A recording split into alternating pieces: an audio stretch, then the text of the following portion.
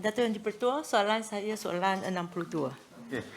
Terima kasih Yang Berhormat Sungai Pinang atas soalan mengenai RTB Sungai Pinang. Kalau dijawab sebelum ini tak di golongan? Belum. Belum lagi? Belum. Kalau dah jawab boleh lompat. Belum. Datuk Speaker cut short saya punya masa penggulungan. Saya tak dapat jawab banyak soalan. Last kali saya jadi bangsa.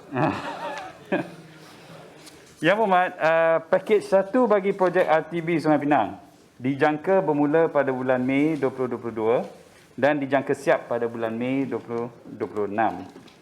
Mesyuarat penyelarasan bersama stakeholder bilangan 2 tahun 2021 telah diadakan pada 12 November bagi membincangkan keperluan dan syarat daripada semua jabatan dan agensi yang berkaitan. Terima kasih Yang Berhormat. Soalan tambahan. Terima kasih kepada Yang Berhormat Tanjung Bunga. Jawapan sangat ringkas.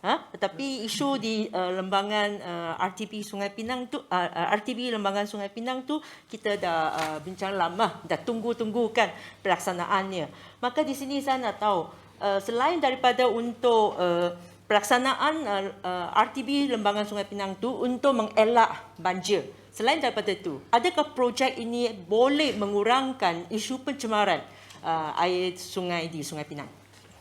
Terima kasih Yang Berhormat Sungai Pinang yang senantiasa prihatin mengenai keadaan pencemaran di Sungai Pinang. Banyak kali telah dibangkitkan isu mengenai pencemaran di sungai tersebut. Dan sukacita dimaklumkan sebenarnya apabila JPS Malaysia mula membuat persediaan untuk reka bentuk bagi RTB Sungai Pinang, dan dalam perbincangan bersama Kerajaan Negeri pun Kerajaan Negeri ada highlight berkenaan dengan pencemaran. Sekiranya boleh, kita nak kill two birds with one stone lah.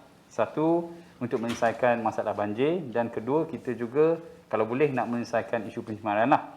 Jadi dalam reka bentuk RTB Sungai Pinang ini yang bakal dibuat dalam fasa 1, dia menariknya sebab antara skop adalah untuk membina parallel drain.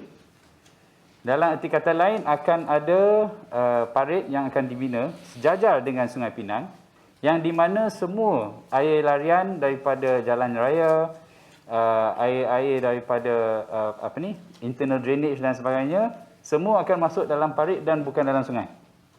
Jadi dia akan capture dalam parit, dia akan jalan sejajar dengan parallel dengan Sungai Pinang, dan kemudian bila sampai di hilir baru dia akan di-discharge lah.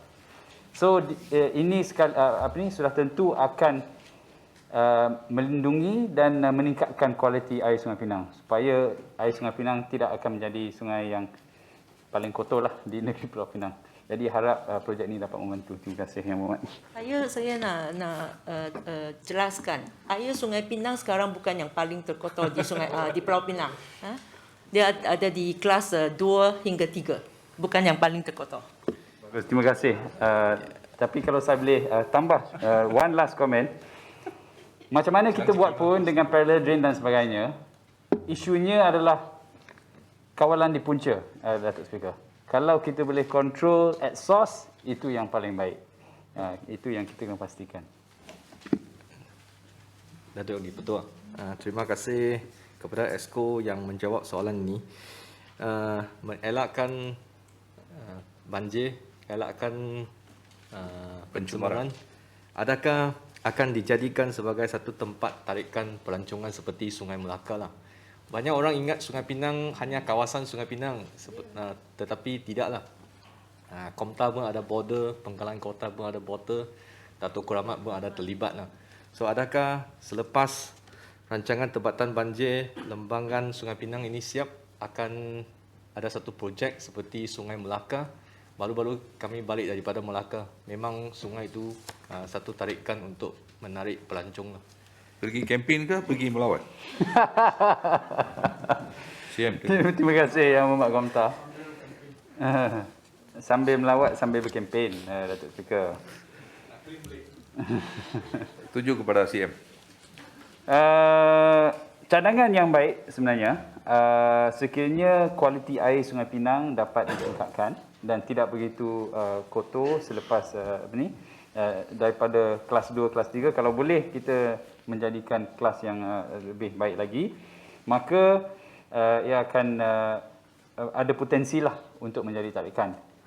Of course tertakluk kepada lokasi-lokasi tertentu dan juga result tertentu lah.